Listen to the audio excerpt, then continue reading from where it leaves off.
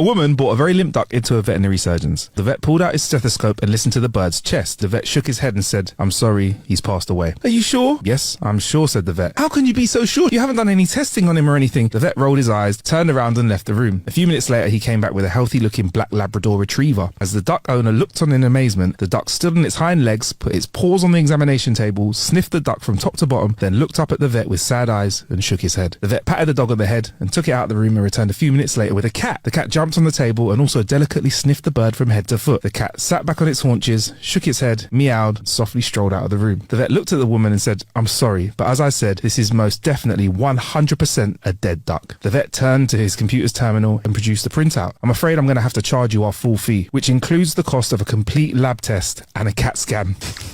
The vet took the paper and handed it to the woman and said, "The bill is $1,500. $1,500! exclaimed the woman in disbelief. "How much for the rest of the duck?"